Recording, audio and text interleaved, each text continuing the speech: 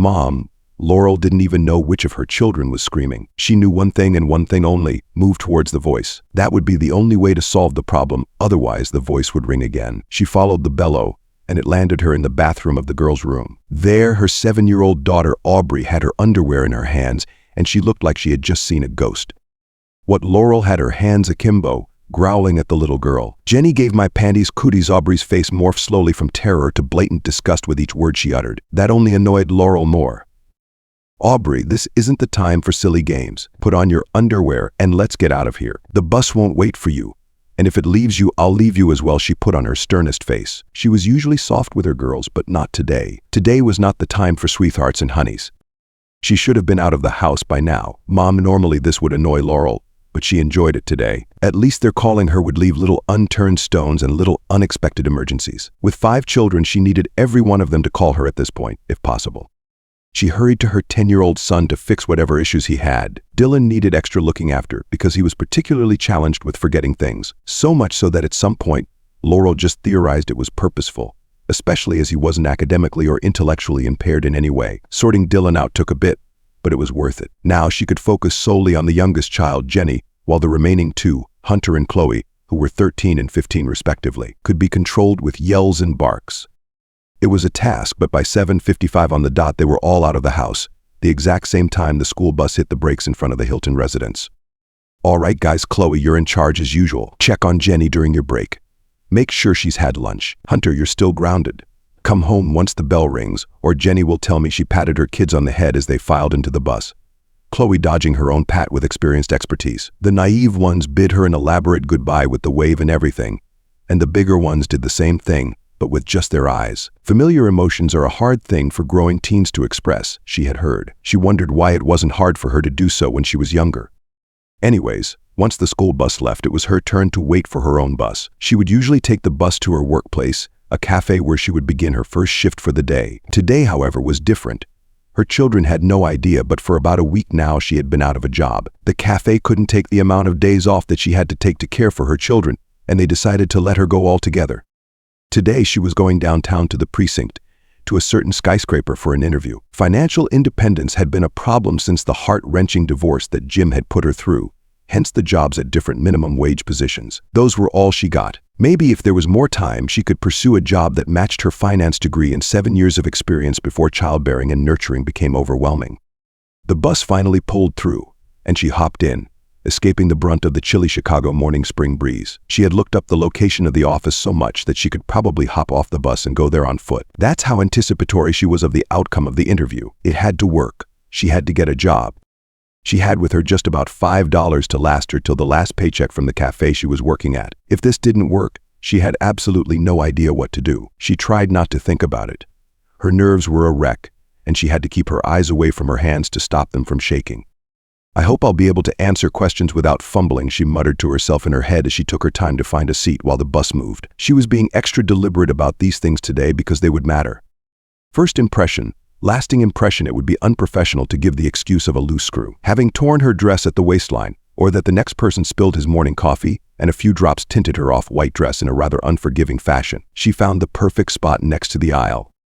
It was an elderly man.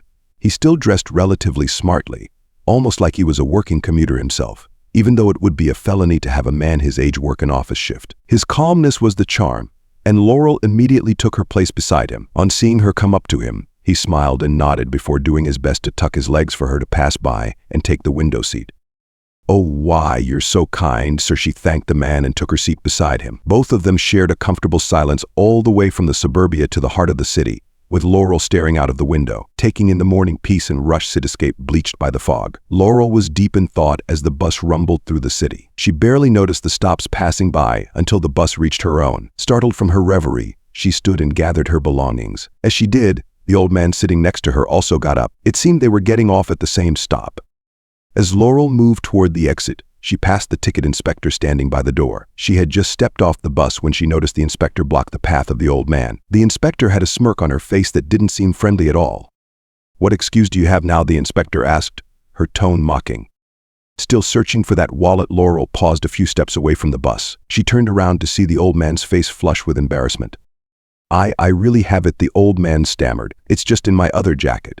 I swear the ticket inspector laughed harshly. Sure, and I'm the Queen of England. You're just trying to ride for free, aren't you, you bum? Laurel's heart pounded with anger. She couldn't believe how cruel the inspector was being. She walked back towards the bus and faced the inspector. Excuse me, Laurel said firmly, catching the attention of both the inspector and the old man. Isn't it possible he's telling the truth? Maybe he really did forget his wallet. The inspector rolled her eyes. And maybe I should start believing in fairy tales. I know these kinds. And Laurel stood her ground. That doesn't give you the right to insult him. The old man looked at Laurel with a glimmer of gratitude in his eyes. Thank you, young lady. I really did forget it today. It's not an excuse. Yeah, whatever. I'm not going to let you old folk rob me out of my wage, the inspector growled at the man, who was patting his pockets in slight panic. I could have sworn I had it on me. Mom, I promise you it's not my intention to rob you or anything. Then pay the damn fee, she snapped back. Get your card out and tap. 2 easy steps. A card was tapped into the system in less than 3 seconds, and it was not the old man's. It's $175. You don't have to be such a wench, Laurel hissed and guided the man down from the bus. Ah, good riddance, the inspector cackled, and in an instant the bus was gone. Oh my, thank you, the old man tried to bow. No, it's only human. Laurel stretched a hand to stop the man from bowing. I must go now. Have a great day. She queried him for his name. William. He smiled broadly. William Burns. Laurel stretched her hand for his comfort. I'll never forget this. Let me make it up to you. I promise I'm not some old swine that goes around relying on the spontaneous goodwill of others. I would double no, that's too small. Maybe run through groceries for the week. Laurel shook her head. For $175, that's not a fair trade, now is it, Shade? She smiled. Besides, her head panned to the building she should be in by now. I have to hurry and get somewhere. We'd cross paths again, sir. Maybe you'll pay my own fare in return, she joked lightly. Well, let me have your number then. I'll call you when I get home just to extend my well wishes. The pair exchanged numbers, and she bid him goodbye before facing the massive building in front of her. Interview time. Laurel didn't hesitate to walk into the building as smartly and as quickly as possible. Even though her nerves were a total wreck, each step she took felt like a million years between raising her foot off the floor and bringing it back down. Nevertheless, she persevered. She knew that she wasn't going to be applying for the best of jobs, but to her, this felt like a starting point. If she could familiarize herself with the environment, she could integrate well and progress well. Her children were getting old enough already. Chloe could manage all the children by herself for at least an overnight. That would be enough time between when she left the house and when she got back. The possibilities were endless at this point. She could work extra hard and network as well. She waited in the reception, checking herself over and again to make sure she was well presented in off-white, knee-length, smart dress hugging her physique, but not too tightly, and a pair of charcoal flats seemed fitting. She was applying for a lowly position, but it didn't matter. Mrs. Hilton, you're up next. The soft receptionist's voice spun her world a little with that statement. Now was the time. She nodded gratefully, giving her most confident smile before going in through the door that was directed to her. What she saw would have made her pass out if she was a tad bit weaker. That morning, her heart wouldn't have been able to take it. She recognized him right away. He sat on the left side of the interview panel, which seemed to be an elaborate interviewing panel of 3 people for a lowly job like a janitor. Still, she maintained her composure. Everything chaotic went on in her head. Nothing on her face gave her shock away, or at least she told herself so. Oh, don't be intimidated, darling. The older man in the middle, maybe in his 60s, offered a warm smile as she entered cautiously. We were interviewing for some high-level positions as well. That's the reason we look like this. We're just going to ask a few questions. It's for security reasons. The lady to his right chuckled sweetly. They seemed at peace with Laurel, except Jim, of course, whose gaze burned holes into Laurel's perplexed face. Oh, thanks. I'm sorry, she stuttered. She cursed inwardly at herself because she had told herself that she was going to maintain her composure. On the other side of the panel, Jim Carson gritted his teeth and bit his lips to keep the gasp of shock from spilling out. What was she doing here? He thought to himself. Did she know he was here? Had she come to pressure him for more child support? Jim and Laurel were married for 16 years, right from when Jim was 23 and Laurel was 21. Both of them had similar career paths, and he met her as an intern in a company where he was staffed on probation. Both of them fell hopelessly in love.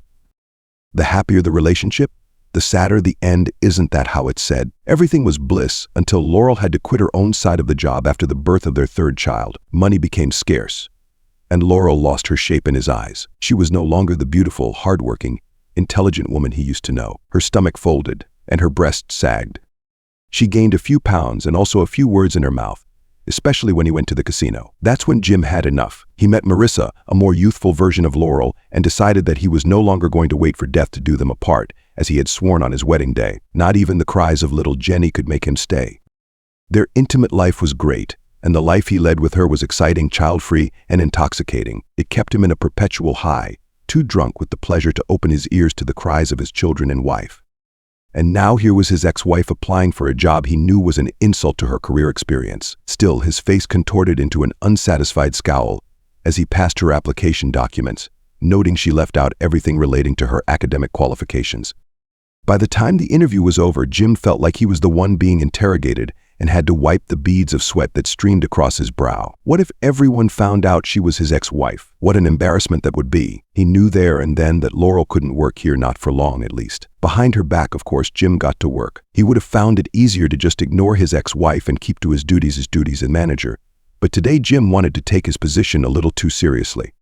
He wanted to see just how much influence his position had on the company, and if it even meant anything at all. Before the closing of the day, he was found in the office of Trevor Russo. "Sir, well, I was going through the usual background checks for this new janitor we were considering for hire, and 5 children who, that's an awful lot if you ask me." He stirred the direction in his angle, trying to draw his boss's perspective. Trevor looked up from his phone and thought about it for a while, barely even remembering the person. As soon as his mind flashed back to the pretty woman from earlier, a warm smile swept across his face. He remembered her being so jittery, almost kind of reminding him about his own humble beginnings, none of which any of his staff knew about. "Oh yeah, that woman has 5 children. Well, that's a handful." He nodded. "Yes," Jim began his instigation. "And you know what? I was just thinking. A lot of children are going to mean a lot of breaks. More children to get sick at any given point. She's a mother. You think she's not going to want to take it? Oh, she will, all right. That's inevitable."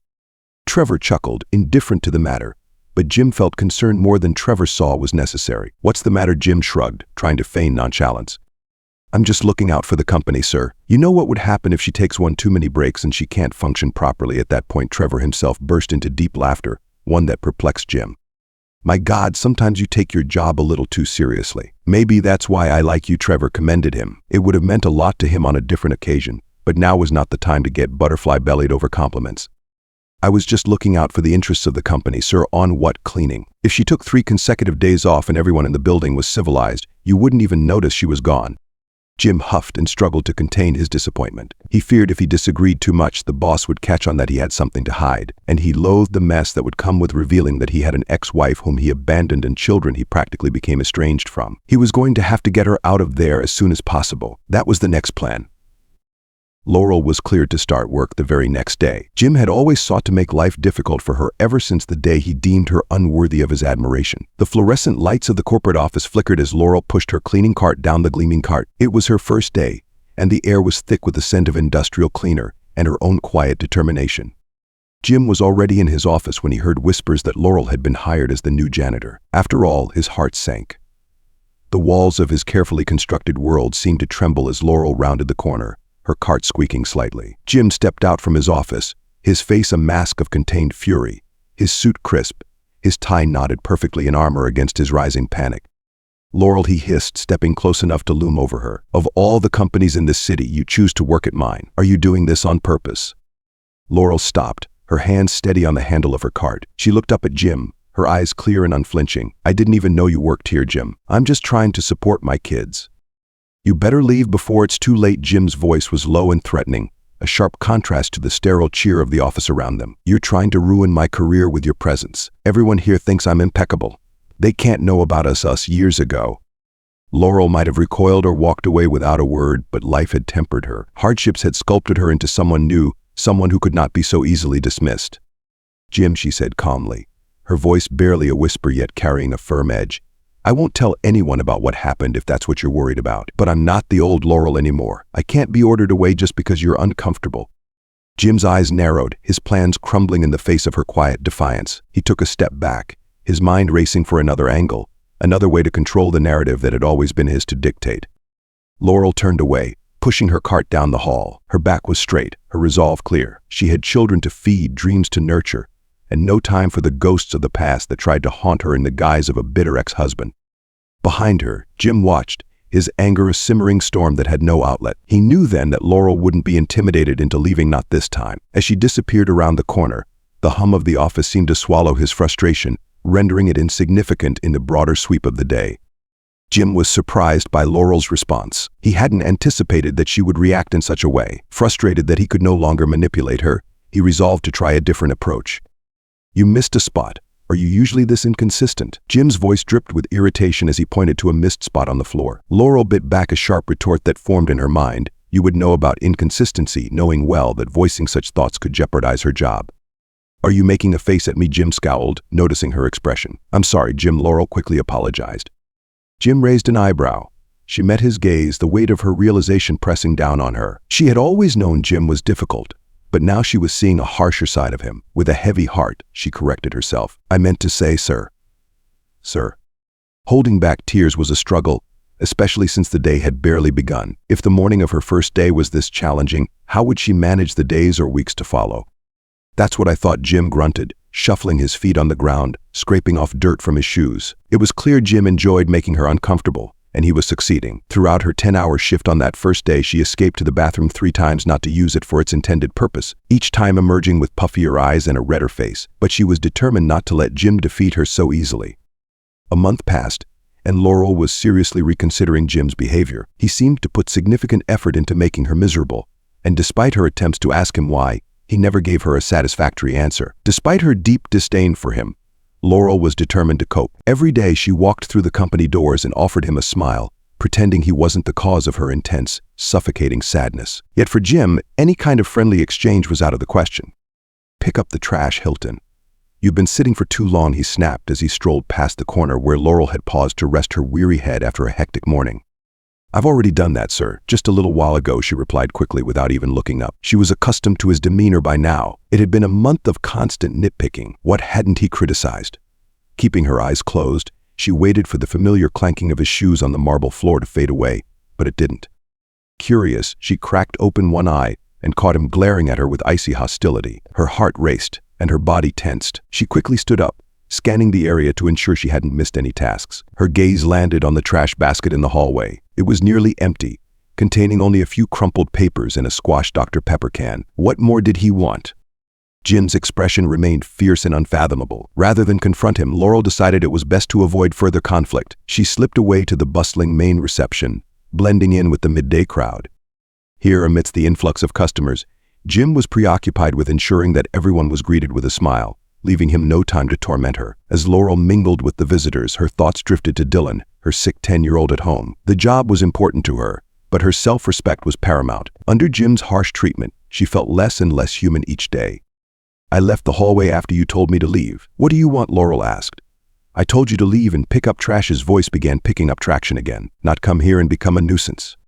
"Jim, all the bins are empty," she replied, not as intense as he came for her but strong enough to make her voice heard. It shook because she was a little terrified, and she had the adrenaline of an impending exchange coursing through her veins, but it didn't matter now.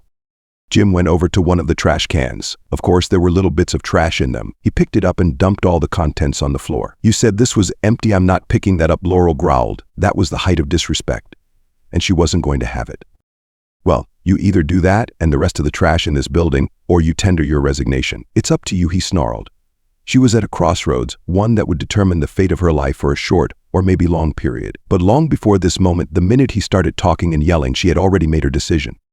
She propped the broom up and hurled it at him with all the spite in her boiling blood. With tears streaming down her face, she said, "It was a pleasure working with you, sir. I'll be waiting for this month's paycheck." She choked and consequently stormed out of the building. She was done for, and she knew it. She knew she should have taken the insult and swallowed Jim's taunts for the sake of her children, but she failed. Jim won, and she was now once again jobless. As she treaded to God knows where, the tears trailed with her, never once stopping their stream down her face. It was tears of hopelessness. She looked far ahead of her, at the city's lagoon. She could walk all the way to the pier and hurl herself over. Death would be painful but quick enough from what she had heard. The only thing that stopped her from doing it was the thought of her children. How on earth would they survive without her? Dylan was still ill, and Jenny was still a 5-year-old little angel. Aubrey would cry for days till she fell sick. No, the escape wouldn't be worth it for her kids. As she bent over the pier, watching the water churn in endless blissful waves, regretting her resolve to stay in this cruel world and persevere, Her phone rang. She expected the call from the office she had just run out from. It would make sense her stuff was still there. As she left in a fit of rage, they'd either plead with her to complete the day's shift, which she wasn't going to, or come to take her things. It was Thomas, one of her supervisors at work. His voice was sharp as he demanded, "What? Where the heck did you run off to?" Laurel, already in tears, struggled to keep her composure, fighting the urge to sob. She explained, "I had to step outside for some fresh air. Something irritated my lungs." She was planning to leave the job soon, but she feared that Jim might seek revenge if he knew the real reason behind her departure, so she decided to keep the details to herself. "I'll just tell them I can't handle the janitor's job anymore," she thought. Upon returning to the office, Laurel realized that the urgency to find her wasn't due to her leaving her belongings in the hallway. Instead, someone had urgently requested to see her. Her heart raced as panic set in. Could it be something to do with my children? She worried, rushing to change out of her work clothes. Laurel was about to head out when suddenly a man appeared from around the corner. She looked up, surprised, and saw an elderly man in a neat suit, his face marked by lines of age and eyes filled with urgency. "Thank goodness I found you. I was worried I might lose you again," the old man exclaimed, his voice a mix of relief and excitement. Laurel, confused and slightly wary, took a step back. "I'm sorry, sir, but I think you've mistaken me for someone else." No, it's me, William," the man insisted, his eyes searching hers for recognition. "Remember? You paid for my bus fare a few weeks ago." As he mentioned the bus, Laurel's memory clicked. The encounter flashed before her eyes. "Oh yes, I remember you now. I'm sorry I didn't recognize you at first," she said with a smile, feeling a bit embarrassed. William's face lit up. "I'm so glad. I've been trying to find you ever since that day, but I lost your phone number almost as soon as you gave it to me." Laurel's eyebrows rose in surprise. "You've been looking for me all this time?" Yes, William nodded. He then explained how he had been at the office earlier, talking with one of the reception clerks, when he saw her storm out. "I was sure it was you, but by the time I got up, you had already left the building. I asked around, but nobody seemed to know who you were. When I described you, they just shrugged." His tone turned more serious as he continued. "I even asked to see the security camera footage. When I pointed you out, the manager, Thomas, dismissed it, saying you were just a janitor and nobody special. But to me, that didn't matter. I knew I needed to find you." Laurel felt a mix of emotions swirling inside her. Annoyance at the dismissive way Thomas had referred to her, warmth from William's earnest efforts, and curiosity about why he was so determined to reconnect. William's gaze was steady on her. "Here we are. You helped me once when I needed it, and I just wanted to thank you properly," he said with a smile. Laurel was taken aback by the kindness in William's voice. After enduring a day filled with harsh words from Jim, this unexpected warmth felt like sunshine breaking through the heavy rain. Her heart lightened, and a tentative smile crossed her face as she listened to him speak. It was a small, comforting moment in the midst of her turbulent day. "William, all I did was pay for your bus ticket. It's really not that big of a deal," she tried to tell him, but he shook his head as vehemently as a man his age could. "You didn't just pay for my bus ticket, darling. You saved this old man from the thing he perhaps fears the most, embarrassment. I ought to do you one back," he insisted. Laurel chuckled and asked, "What would be the embarrassment?" William let out a giggle reminiscent of a little boy and leaned in closer to ensure no one else could overhear. Laurel glanced around, slightly anxious, wondering if he might share something serious. But what William revealed next caught her off guard, prompting a loud laugh. "I was running late for a date," he confessed.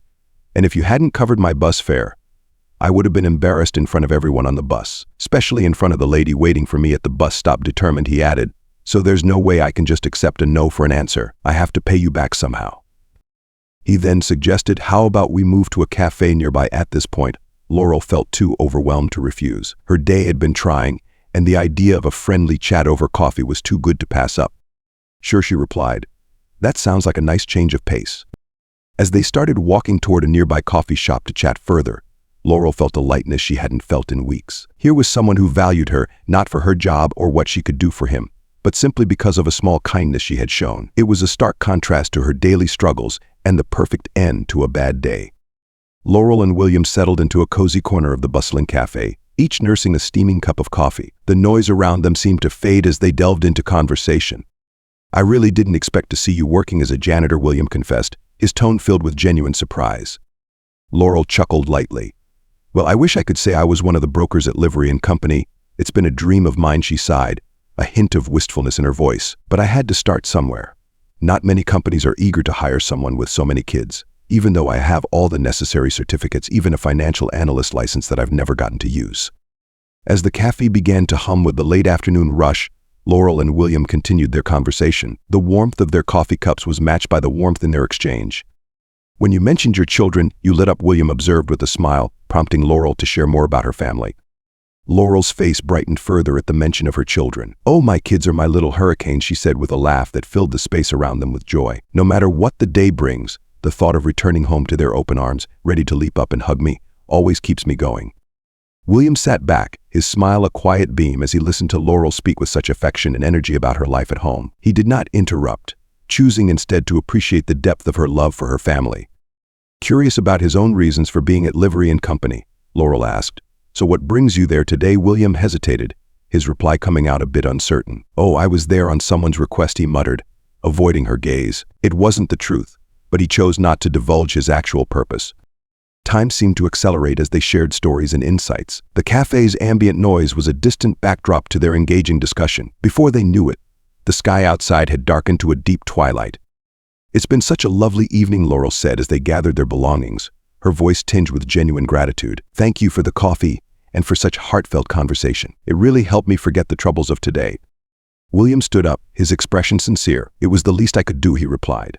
"You deserve a bit of kindness." As they stepped outside, William mentioned he wouldn't be taking the bus back. "I think I'll just take a walk," he said, which was also a lie. Laurel, checking her watch, realized it was time to hurry. "I better catch my bus," she said, adjusting her bag on her shoulder. "Have a good one, William." Laurel beamed and walked off. William waved to her and remained there with a bitter smile on his face. As the evening wound down and Laurel disappeared into the bustling city crowd, William was left sitting on the curb, lost in his thoughts. The quiet of the night was broken only by the soft hum of a car pulling up beside him, a sleek black sedan that seemed to appear out of nowhere. The door opened, and out stepped Matt, William's driver and bodyguard, with a slight grin on his face. "She's not bad, sir," he commented casually, eyeing William for a reaction. William shot him a stern look, his voice tinged with irritation. "Not funny, Matt." Matt. Despite his boss's disapproval, Matt chuckled a bit more before regaining his composure. Once home, William settled into the vast quiet of his living room, the soft cushions of the sofa enveloping him. The room was large and immaculately decorated, yet it felt overwhelmingly empty. He closed his eyes, replaying the conversations of the evening in his mind, focusing on Laurel's laughter and the warmth of her stories about her children. A smile briefly crossed his face as he remembered her joy and energy. However, sleep eluded him that night. He lay in his bed, eyes wide open, the silence of the room amplifying his solitude. Eventually, he moved to his study, where he opened his laptop and stared at the charts without really seeing them. It was only in the early hours of the morning that exhaustion took over, and he managed to snatch a few hours of rest. Upon waking, driven by a mix of impulse and need, William reached out to Laurel. Hearing her voice full of surprise and concern, he quickly fabricated a reason for his call. "I need to ask for a favor," he lied. "I'd like to come by your place, if that's all right." "Of course, you're more than welcome," Laurel responded with her characteristic generosity. After hanging up, William felt a pang of guilt for his deceit. He didn't need a favor, he was simply lonely. The vivid description Laurel had given of her life, filled with the simple joy of her children's laughter and love, had struck a chord within him. He looked around at his luxurious surroundings, the stark emptiness a contrast to the lively, loving home Laurel described. William Burns, a man who owned nearly half of Livery & Company, was a figure of wealth and influence. Yet beneath the veneer of success, he was profoundly alone. His life had been a pursuit of wealth and power, but at 60 he found himself without the family he had always desired. The realization of his deep loneliness and longing for a simple, happy family life had been exacerbated by Laurel's stories. Those who didn't know him well saw him as arrogant. They thought he viewed having a family as a barrier to his career and financial goals. But this wasn't true for William. He had always dreamed of having a family and children. When he first made his money, many beautiful women came into his life. William unfortunately broke many hearts, thinking little of these relationships. He never deeply connected with any of them, as it was always easy for him to move on to someone new and seemingly more exciting. By his 40s, he realized he needed to change and settle down. Karma seemed to catch up with William when he met Isabel, a woman 10 years his junior. William fell deeply in love with her. He treated Isabel like royalty, lavishing her with gifts that others could only envy. He had never been so in love. It felt like he was losing his mind over her. His happiness grew as his dream of settling down and starting a family began to materialize. William proposed, and they soon married. The first year of their marriage was blissful. Isabel suggested they enjoy a few years together before starting a family, a common choice among couples, and William found nothing odd about her request. However, a year and a half into their marriage, Isabel began to travel frequently for her job as a fashion designer, which required her to be away often. At first, William traveled with her, but she later asked to travel alone to focus better on her work and return sooner. William trusted her explanation, although her mysterious absences made him fall even deeper in love. Her weeks-long trips left William feeling lonely and longing for her presence.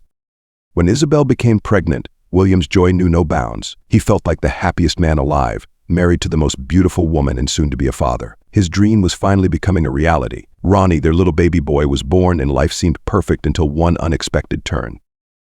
William had been scheduled for a 3-day business trip, but managed to resolve everything by phone, eager to return to his family, whom he couldn't bear to leave. Upon returning home early with a surprise, he was met with one himself. Another man was cradling his baby. The shocking truth unraveled quickly. Isabel was a professional con artist, and the man holding the baby was her actual husband. Even more devastating, Ronnie wasn't William's son. This revelation shattered William. He regretted coming back early, wishing he had remained blissfully unaware of the betrayal.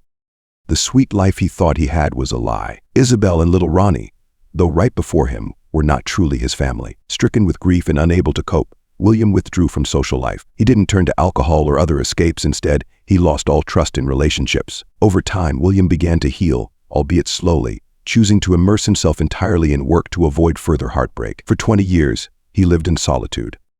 Now, years later, William found himself standing in front of Laurel's door. He wasn't there with romantic intentions. He simply wanted to remember what it felt like to be part of a family, even if just for a moment. William stood outside Laurel's modest house, surrounded by an assortment of grocery bags and boxes filled with toys. Matt, his driver, had just finished unloading everything and drove off. As Laurel opened the door, her eyes widened at the sight. Seeing her surprise, William quickly explained, "I grabbed these on the way. I actually forgot to properly thank you the other day." Laurel chuckled a bit, puzzled. "Didn't you already buy me a coffee?" "That was just a small gesture," William replied with a smile. "I wanted to thank you properly." Her laughter faded into a look of curiosity. William's actions were unlike anything she had experienced before, and she found his generosity both heartwarming and mysterious. "I've never done anything quite like this either," William confessed, his smile gentle. At that moment, Laurel's children gathered curiously around her, peering at the visitor and the unexpected gifts. "Is he a delivery man? Are those boxes for us?" they chimed in eagerly. "Knock it off and be nice," Laurel chided gently, then turned to William. "They're just excited." William laughed heartily. "I guess I could be a delivery man today." Why not? He played along, enjoying their innocent speculation. Laurel introduced William to her children and invited him inside. The moment he stepped through the door, the kids swarmed around him, tugging at his clothes and asking dozens of questions. They treated him as if he had been a family friend forever, their easy acceptance surprising him. In the kitchen, Laurel began unpacking the groceries and noticed that many items were more luxurious than what they were used to. She peeked into the living room from time to time, watching William engage enthusiastically with her children, explaining things and answering their endless questions. Eventually, Laurel prepared a meal with the groceries William had brought. The aromas filled the house, and when it was time to eat, the children's faces lit up at the sight of the food dishes they had never tasted before. They all gathered at the dining table, enjoying the delicious dinner. "This is really good," William remarked, his tone reflecting genuine pleasure. He couldn't remember the last time he had enjoyed a meal like this. Throughout dinner, Laurel remained somewhat quiet, occasionally glancing at William and offering a polite smile to make him feel welcome. After the meal, as the children resumed their playing, Laurel began clearing the table. With a moment's pause, she turned to William, her expression serious. "All of this is just too much for a thank you," she said softly. "The groceries you brought are quite expensive, things I would never normally buy." Then, looking him directly in the eye, she asked, "How could a man who couldn't pay for a bus ticket afford all of this?" Her tone was gentle yet filled with a genuine need for an answer, reflecting the disparity between the William she met and the generosity he had shown. William chuckled ruefully as he began to share more of his story with Laurel. "That day on the bus, I didn't actually need to take it. I just wanted to see and interact with normal people," he confessed. He explained that he was running late for a date with a woman he had met online. "I did make it, but unfortunately it didn't work out," she said. "I wasn't her type," William added, a hint of amusement in his voice. Laurel chuckled in response, but her face still held traces of curiosity. Sensing her lingering questions, William decided to open up further about his life. "When we met at Livery and Company, I wasn't there at someone's request like I told you. The truth is, I own half of its stocks," he revealed, his voice steady but hesitant, unsure how she would react. Laurel shook her head in amazement, her initial surprise quickly shifting to a look of empathy. "I'm really sorry to hear you had to lose your family," she said softly, her words filled with genuine sympathy. "You're always welcome to come over here whenever you want." William looked up, surprised and moved by her response. In his experience, revealing his wealth usually changed how people saw him. They often viewed him as a means to an end, a stepping stone to their own financial goals. But Laurel's reaction was different. She showed no interest in his fortune, only in his well-being. As Laurel stood to clear the remaining dishes, she glanced at her children, her expression one of deep gratitude. Then, turning back to William, she shared her thoughts. "I can't imagine living completely alone," she said earnestly. "Having my kids around makes all the difference." Watching her move around the kitchen, William found himself puzzled by her independence and integrity. After a moment's hesitation, he voiced the question that had been on his mind. "Why haven't you asked if you could work for me? You have all the necessary credentials," he inquired, genuinely curious. Laurel chuckled softly as she washed the dishes. "As far as I know, major stockholders like you don't usually get involved in hiring at the lower levels. Besides, it would feel like cheating if I asked for such a favor. I'd rather work hard and earn my position on my own," she explained, her voice firm and confident. William was taken aback by her response. Her determination to succeed through her own efforts, rather than leveraging his position, struck him deeply. It was a stark contrast to many of the interactions he had had throughout his life. Laurel's integrity and resilience impressed him, and in that moment, he felt a profound respect for her, a respect that went beyond financial transactions and spoke to the core values that he found increasingly rare in his world of wealth and power. Laurel paused in the midst of her activities, a thoughtful expression crossing her face. She wiped her hands on her apron, then turned to William with a small, knowing smile. "You know, there is a favor you could actually do for me," she said, her tone slightly hesitant but hopeful. The next morning found William at the offices of Livery & Company, ready to fulfill Laurel's request. He approached the reception desk with a purposeful stride. "Could you please direct me to Jim Carson's office?" Upon entering, William was met with an enthusiastic reception. Jim sprang to his feet, his grin wide and overly welcoming. "Mr. Burns, what an honor to have you here," he exclaimed, the respect in his voice tinged with an unmistakable note of awe. He hastily offered William a chair and summoned his secretary with a quick wave. "Can I get you anything to drink, Mr. Burns?" Jim asked, eager to please. William settled into the chair, his gaze steady and observant. He watched Jim carefully, noting the eagerness in the younger man's demeanor. "How's work going, Jim?" he inquired casually. The question seemed to ignite even more excitement in Jim, who mistakenly assumed William's visit was a personal commendation of his efforts. Jim launched into a detailed account of recent successful deals and projects, trying to impress his visitor with every word. William listened quietly, nodding at appropriate intervals as he observed Jim's animated explanations. He reflected on the contrast between them.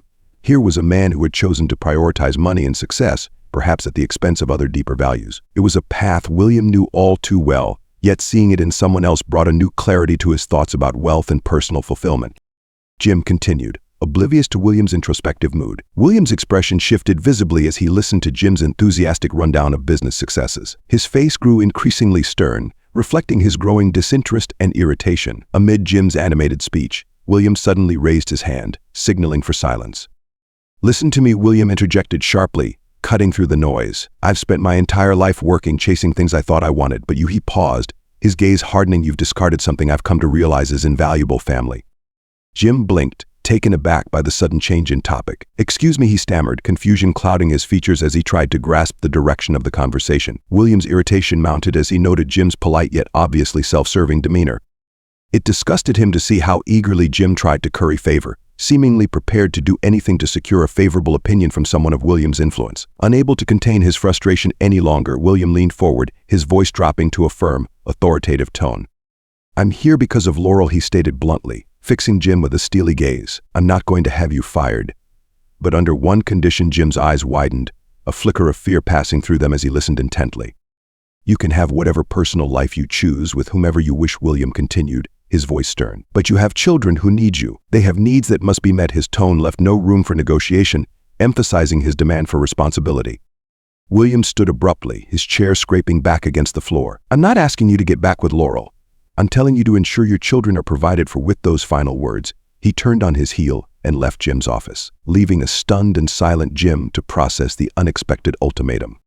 William strode towards Laurel's house, his steps light with anticipation. The thought of spending time with her kids, whom he had come to adore, filled him with a genuine joy he hadn't felt in years. From that day on, he became a regular visitor, forming a bond with each visit that only seemed to grow stronger. Despite his frequent offers, Laurel firmly refused any financial assistance or corporate influence to secure a job. William deeply respected her for her integrity and determination to stand on her own 2 feet. However, he couldn't help but feel frustrated as she continued to face rejections from higher-level positions and had to settle for another janitor's job. As William watched Laurel struggle, an idea sparked in his mind. He had plenty of work that needed attention: paperwork, financial charts, and other tasks. Maybe, just maybe, Laurel could help him with these for a fair wage. After some persuasion, highlighting it as a temporary arrangement, Laurel reluctantly agreed to take on the work. William was relieved and set the pay at what he believed was a fair rate for the job, despite wishing he could offer more. The children quickly grew attached to William, treating him like a family member. During one lively dinner, the youngest one piped up with the innocence of a child. "Can William be our grandpa?" The question, asked so earnestly, brought a warm smile to everyone's faces. Laurel, amused and touched, replied, "Well, why don't you ask him yourself?" Turning to William with bright eyes, Aubrey repeated, "Can you be our grandpa?" William chuckled, his eyes twinkling with affection. "Well, I thought I was already," he responded, his voice filled with warmth. This simple exchange cemented William's new role within the family. His life began to revolve around his visits to Laurel's home, a stark contrast to his previous lonelier routine. He found himself eager to finish work each day, looking forward to the laughter and warmth that awaited him at Laurel's house. One sunny afternoon, Laurel's voice carried a hint of urgency over the phone. "William, can you come home a bit earlier today? I need your help with something," she requested. Curious but always willing to assist, William agreed without hesitation and rearranged his schedule to arrive at Laurel's house promptly. Upon his arrival, he was surprised to find Laurel's elderly neighbor Sarah at the house. Laurel greeted William warmly but was mysteriously brief about the reason for his early arrival. "Could you and Sarah wait here in the living room? I need to sort a few things out," she said before shepherding the children outside to play. As William and Sarah found themselves alone, an initial awkward silence slowly gave way to polite small talk, which soon blossomed into a deep and engaging conversation. They discovered shared interests and viewpoints, and the hours slipped by unnoticed. The afternoon turned into evening, and yet there was no sign of Laurel or the children returning. It became clear that Laurel had perhaps orchestrated this meeting between the two under the guise of needing help. With a smile at the clever setup, William decided not to question Laurel's intentions, appreciating her subtle matchmaking. As night fell, it was time for Sarah to head home. William, ever the gentleman, offered to walk her back to her house. The short walk was filled with comfortable chatter, a continuation of their early conversation. In the days that followed, William and Sarah found themselves seeking each other's company more frequently. Their meetings were filled with laughter and shared stories, and a warm friendship quickly deepened into something more meaningful. It was a typical morning in their favorite cafe, with the hustle and bustle of the city just outside the window. Laurel was busy outlining the schedule for William's upcoming meetings, her pen moving swiftly across her notepad as she spoke about each appointment with meticulous care. William watched her, his mind reflecting on the profound changes in his life. Suddenly, he interrupted her flow of words. "Laurel, I need to tell you something," he said, his voice earnest. Laurel paused, her pen hovering mid-sentence, and looked up in anticipation. "I'm incredibly grateful to you for being on that bus that day," William began, his tone full of sincerity. "My life has changed so much since then. I found true happiness and a loving partner in Sarah." He paused, his eyes glimmering with unshed tears. "And most importantly, I've experienced what it feels like to be a father and a grandfather." Laurel was taken aback by the depth of his emotion. For a moment, they simply looked at each other, the noise of the cafe receding into the background. Seeing the misty eyes of a man who had once been guarded and distant moved her deeply. Without a word, she sat down her pen and reached across the table to give William a heartfelt hug. It was a simple gesture, but it conveyed everything: pride, happiness, and a shared joy in the life William had embraced. They pulled back from the hug, smiles on their faces. "Thank you, Laurel, for everything," William said, his voice steady now, filled with gratitude. "And thank you, William, for becoming a part of our family," Laurel responded, her voice warm. "Seeing you so happy with Sarah and so loved by the kids, it's more than I could have hoped for." As they resumed their discussion about his schedule, there was a new lightness to their interaction, a mutual understanding and appreciation of the journey they had traveled together. From a chance encounter on a bus to a deep familial bond, their lives had intertwined in unexpected, wonderful ways.